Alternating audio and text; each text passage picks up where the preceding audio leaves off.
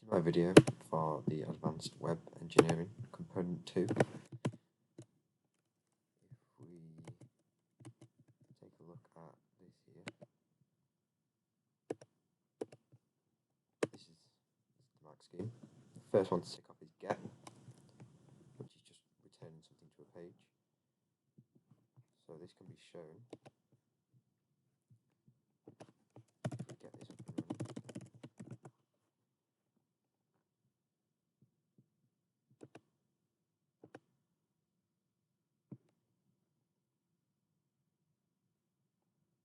And navigate to the product page.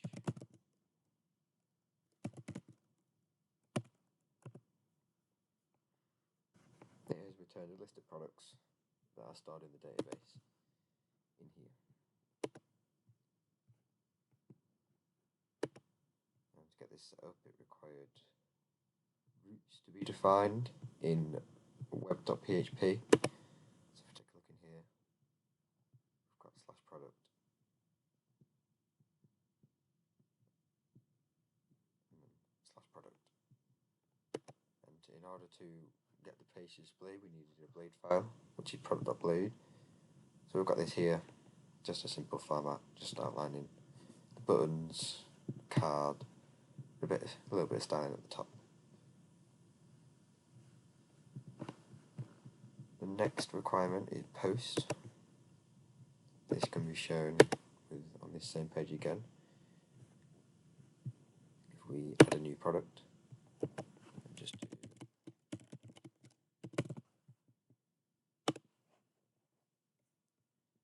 can see if we scroll down to the bottom, the entry I just added has been inserted into the database. And if we was to look in here,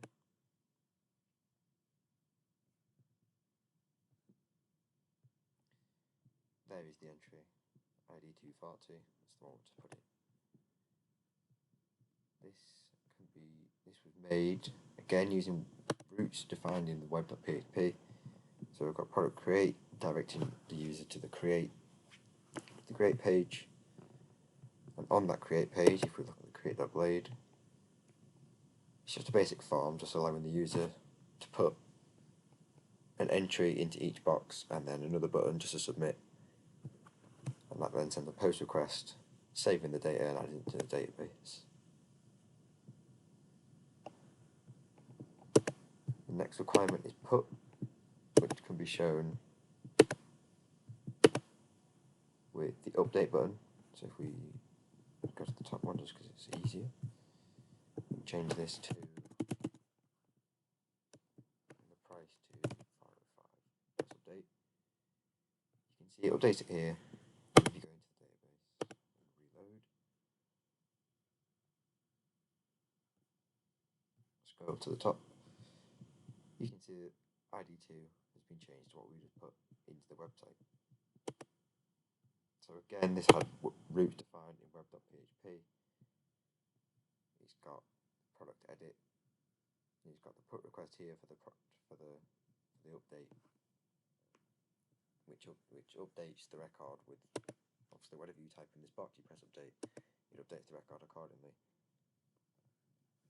And the update.blade is just a simple one. It's just a text box with a button at the bottom, allowing the user to type some information, press update, and it will update it. The next requirement is delete. So to show this, you can take this top record, press delete, and it's gone. And if you go in here and reload, it has also gone. ID2 Oasis has been removed from the database.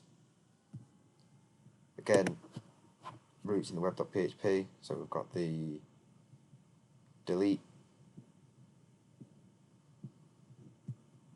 and yeah. The next requirement is seeding, which I think I've done with the fact that the data on my page is the same as the data in the database. They are seeded, they are connected together. And to show a little bit more, initially there was only 3 product in the database, which were these three, defined here in the product seeder, this would then link to the database, so they could be seen in both. The next requirement is factory. So to start doing this, I needed to define what the fields were in the create products table. So as you can see here, we've got artist, title and price, which are my fields. You then, from there, if we have a look in product factory, we've got this here. This was an attempt to make it in English, however, after Googling, I've realised that is a Laravel issue. So as you can see on this page, if we scroll down a bit, the entries that were factored in are in Latin. Don't know where they've gone. They were there. You will see when I do it in a second. So for on here, outside of that, you can see that it's asking for this, and then it's returning a price, and it's asking for fakers. So that's what Laravel uses in order to create fake dummy data. So I'm asking for a fake price, fake artist, fake title, and I want the faker to be a random float. It can be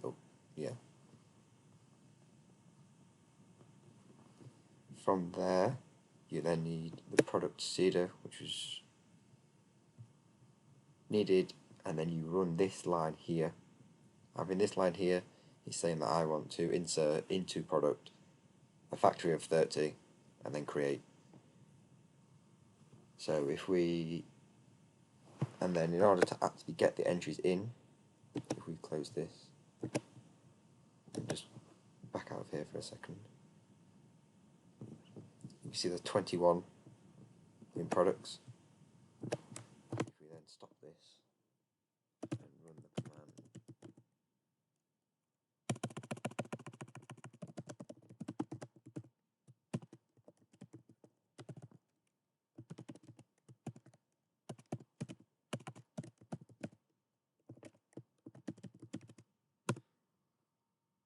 see that it said it's in the database. If we flick back over here, you can refresh this, and it's gone from 21 to 54. So as you can see, that's just inserted 33 into the table. I've run into this issue. It says 30, but no matter what I do, it will keep adding another 3. And I couldn't figure out how to do that. So then if we boot this back up, get in here,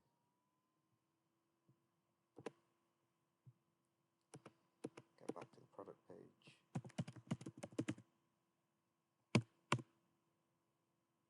and scroll down. The entry just added, as I say, Latin for some reason. They're all here. It's just added 33 onto this page. The next requirement is background, which, as you can see, this background is not the normal background. The normal background is white. To do this, I just simply put in the product.blade just a body, background color, and a color code, just to change it to this blue color.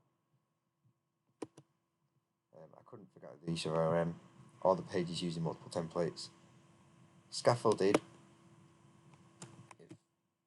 I believe I've done by doing, I ran the PHP ads and make auth, and in doing so, it gave me this folder full of blade files. I've got confirm password, forgot password, login, register, reset password, verify email. It gave me all of these and the views accordingly. It then got the blades.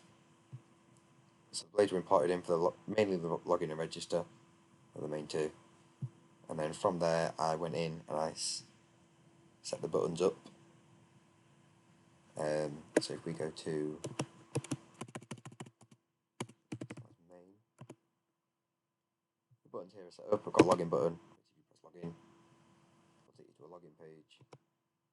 Similarly, got register, just take you to a register page. In order to get these set up fully, we had to again create routes in web.php. So we've got /register/login, both GET requests, just to define the route so that it knows where to go. And if we were to do an example for this, if we was to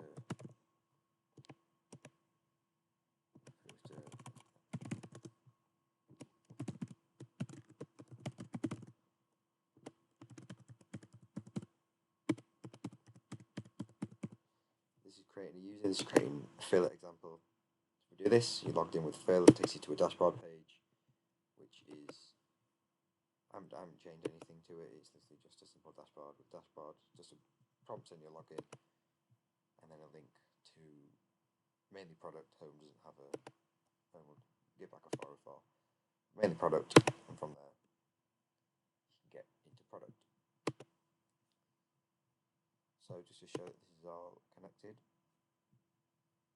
I'll do this first. So we've just put Phil's credentials in, we've created an account with Phil. So if we was to get back to that main page, go to login,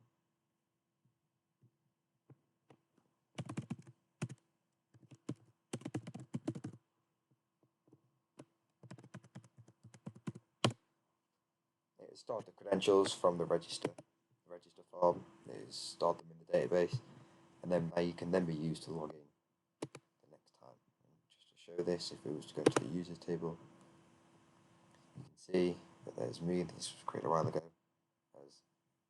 and Phil, the one just made, has just been put just below. And the user roles databases, I needed to add a role column into the database because this initially wasn't there.